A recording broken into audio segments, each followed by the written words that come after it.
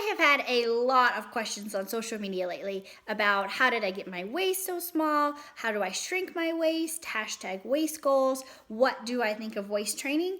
And what exercises to do in the gym in order to tighten and strengthen your waist without making it wider and thicker. So I am going to answer all of those questions in this video, so stay tuned.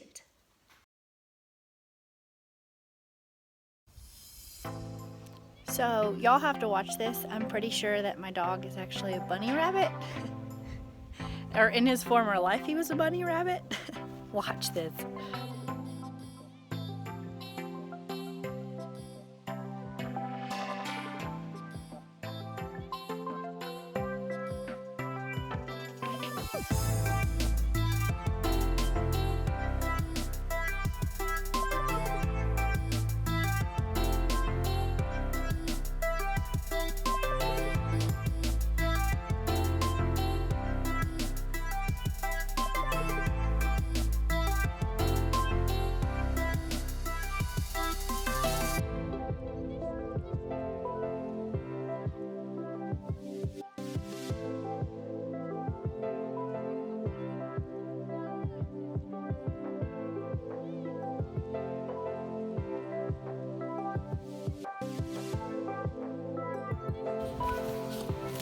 And this is what Kit does when we play fetch.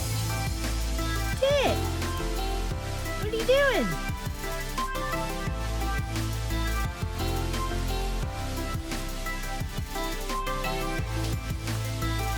Let's go back inside. Come on.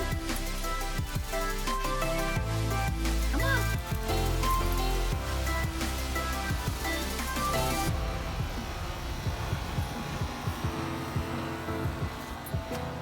Come on.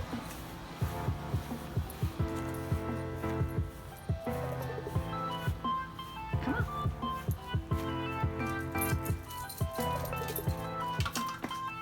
You can't take your stick inside. No, you can't take your stick inside. Leave it here. Drop it. Good boy.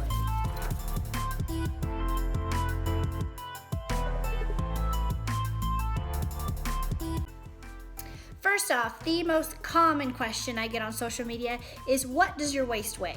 Or measure. Why did I say weigh? Measure. My waist measures today 26 inches. Before a show, before I drop my water, it will be about 23, 22 and a half inches. A little about my waist training history. I began competing before waist training was really popular, so I didn't wear one my first several shows. I then joined a team that was really big on wearing a squeam or a waist trainer every day for so many hours, so I started wearing one for a year pretty religiously. And to be 100% honest with you, I never really saw any extreme change or decrease in my waist size or anything like those companies try to make out. Of course, I looked better when I wore the waist trainer, but when I took it off, I looked the same. My waist didn't stay that small. I also started having a lot of problems wearing it with my job because I sit for hours a day and it's really uncomfortable to sit in one of those, especially because there's these rods in the back and they'll poke through the fabric and then kind of like poke you and it hurts. So it was pretty uncomfortable. Then as the bikini class progressed, they wanted a more defined ab. They didn't just want a flat, small waist stomach. Now they want actual abs, not a full ab block, but they want some definition. So my abs on stage always looked underdeveloped to the other competitors that I would stand next to.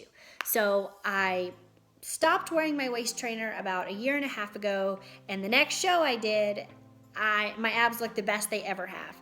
I really focused on developing my abdominal muscles, not my oblique muscles, but my abdominal muscles, and I could see a huge difference, and I have never put one back on since. So my personal opinion about a waist trainer is, if you already have a small waist, I wouldn't mess with it personally. If you have a completely square waist with over-defined abs and oblique muscles, I would wear one, but I would wear one safely. I wouldn't get the smallest size you can get and then pass out because you can't breathe. That's not smart. Do I think it's a requirement? Absolutely not. You can achieve the same look by modifying what exercises you do when you work abs, by wearing a weight belt when you lift heavy, by focusing on pushing your stomach in instead of out. There's simple changes you can make in the kitchen, which I'll talk about in a little bit. Do I regret wearing one? No. I never sustained any long-term injuries or issues like some people are claiming, but for me, it just wasn't necessary. So here are some tips on how to shrink your waist without using a waist trainer. The first one is diet. I know this seems self-explanatory and you probably already know this information, but abs are really made in the kitchen. Some specific things to stay away from are Cokes, fizzy drinks, sugary foods, dairy. For me personally, I cannot have a small waist if I'm gonna eat dairy because my stomach is just gonna be like, and really starchy foods too. The second tip is to keep your insulin and cortisol levels in check. The biggest influence on your insulin levels is gonna be the amount of starchy or sugary foods that you eat. By reducing these, you will in turn keep your insulin levels in check. You can also keep your cortisol levels low by reducing stress, getting enough sleep. I know that's easier said than done because we're all busy. One supplement that I do incorporate in my daily supplement regimen is cortisol by MPA Supps. Matt Porter, who is the guy behind MPA Supps, is very, very smart and very knowledgeable. I can watch his videos on his new products coming out and learn so much information. And this is a really good one to take. And no, I am not sponsored by him. I don't get free product, nothing. I'm just a huge fan of his whole line. Vasoburn, Vasodry, Cortisol, Keto 7, the whole 9 yards. Another thing that might help you is a probiotic. A probiotic has a lot of benefits, including digestion. It helps reduce bloating. It's good for people with eczema or urinary tract issues or irritable bowel syndrome, IBD, you name it. That's just to name a few. Now, moving on to the gym, when you do your ab movements or your ab exercises, you don't want to do anything that you go to the side, especially weighted to the side. You want to have a balanced core, so you still want to work your oblique muscles, but you want to make sure to do just body weight movements and not heavy weighted oblique exercises. When you do that, you're going to make your waist appear wider. The most common exercise I see that women are doing that they should not be doing if they're trying to have a small waist is the side bend. They're taking a 45-pound plate, at least, if not a dumbbell that's even more than that, and just bending to the side. This is actually going to make your waist wider, so stop doing it. If you're not sure what exercises to do in the gym, the next thing you're going to see on this video is a full ab workout that I do. It will tell you the name of the exercises, number of sets, number of reps. One thing to notice is the first 2 exercises I'm using weight. Again, I have underdeveloped abs, so I am using 10 pounds. I'm adding 10 pounds to the weighted ab machine, and I'm holding a 5-pound medicine ball when I do the decline sit-ups. If you have overdeveloped abs, don't use weight on either of those. I hope this has helped you, and I hope you enjoy the next ab workout. In one of the upcoming weeks, I would really like to do a Q&A for you guys to answer some questions in more detail that I could give on Instagram or Facebook.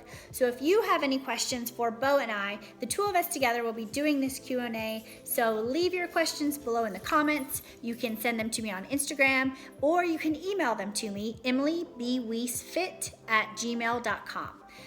They can be questions about diet, training, what workout gear we use, what supplements we use, questions about competing, etc. You name it. If we can answer it, we will. Thank you guys so much for watching. Make sure to like and subscribe to my channel. I really, really appreciate all the support you guys have given me for starting this YouTube video. I just can't say thank you enough.